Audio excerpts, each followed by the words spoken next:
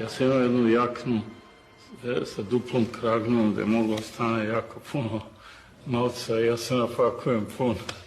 I oni samo kažu u broj sobe gde da uđem i ja uđem i oni me napakuju to.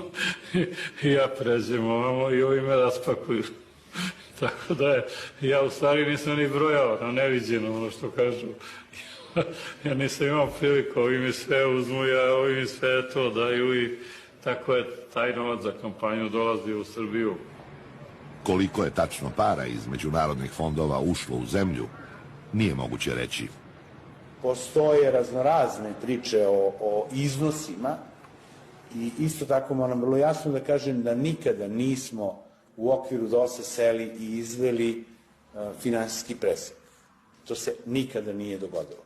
I would say between the European Union and the United States, including aid to cities, certainly well over $100 million, well over. Sve vam je jasno, tako?